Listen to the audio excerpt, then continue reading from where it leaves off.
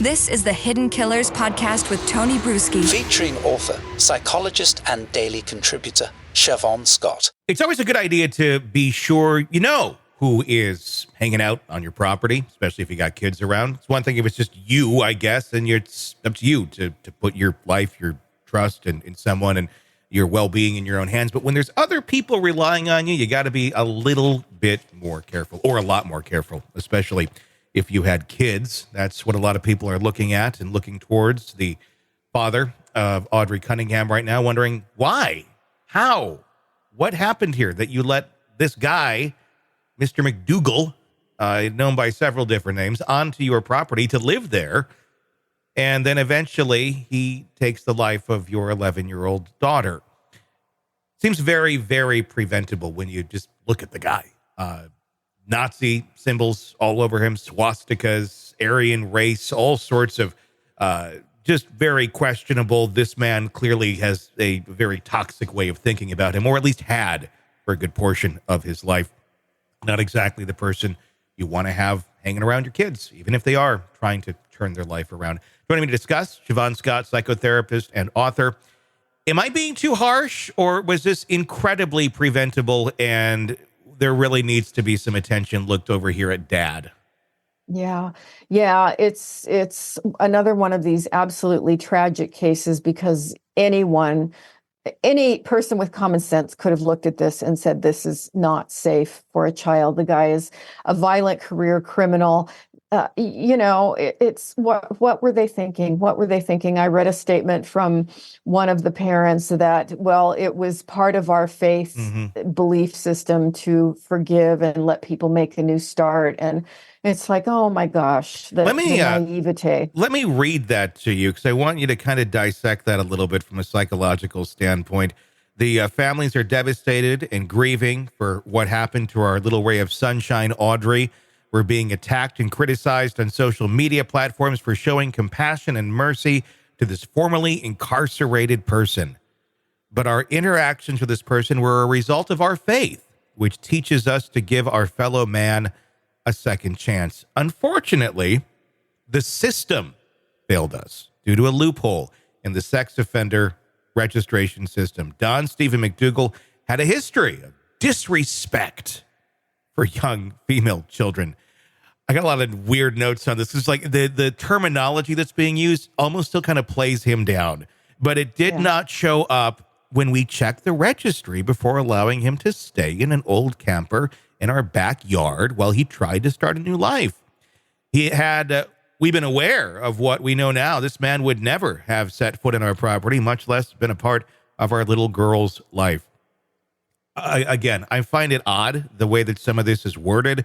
Disrespect for young female. Like, he tried to rape a little girl. That got pulled down on the offenses, so we didn't have to register as an offender, and we'll talk about that in a minute.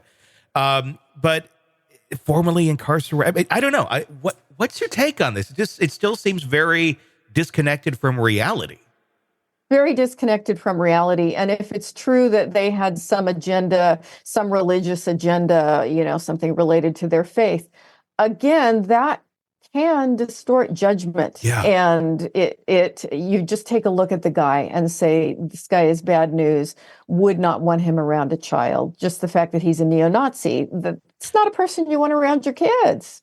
Well, I mean, and that's another thing too. I mean, it's very interesting how quick they are to jump on the faith train of, it's our faith that made us do this. I don't think it was I think it was your ignorance that made you do this. If we're going to go down that route, and, God gave you this and did that, he also gave you a brain. And if we'd like to go down that route, it'd be helpful if you used that. This just doesn't add up to me at all. It does make me wonder, and I am speculating here.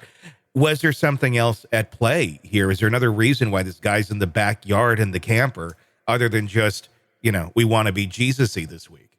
Yeah. It would be interesting to know the whole story of said father's friend. So what did they have in common? What did they talk about? Yeah. What kind of friendship was this? It smells stinky. This is beyond giving someone a second chance. Another thing that they do point out, immediately blaming the system, and the system certainly has flaws. But again, it's not the system that caused this to happen. It was bad parenting. Because there's also this little thing out here too, beyond the sex registry, that you could check if you're going to put somebody in your backyard. It's called Google. Exactly. And had you simply put his name in, you would have found a litany of arrest records and reports on the previous things that he's done. So this ignorance of, we didn't know. You didn't do your homework is why you didn't know.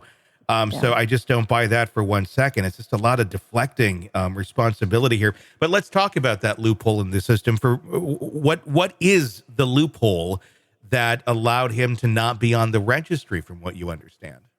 This is another one of those weird things, because we always run into this. It differs from state to state.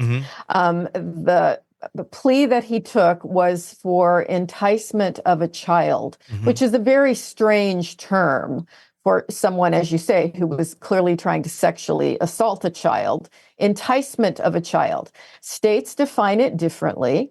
And some states do require that if a person is convicted of enticement of a child, that they are registered as sex offenders for life. I looked up which states are what. California is one that's a lifelong sex offender. Texas does not.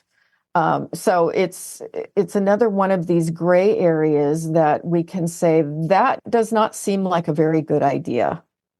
No,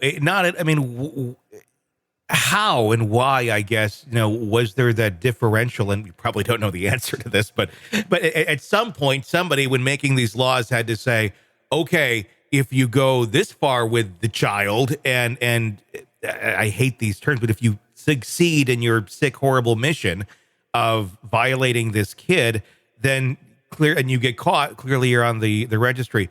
But if you attempt and you don't make it, or go all the way through with it, but you attempted, then you don't have to go on the registry. It makes absolutely no sense. It seems like it would be, I've said this before, but it's almost like, go try again if you failed the first time. It literally enables someone who's doing that to do that again, because it takes the warning sign off. That to me, it's baffling. Obviously, some reform does need to be made there, but I don't know. It's one of the cases, whenever I see a case, you look at it and you go, okay, how can this be prevented from happening again to someone else?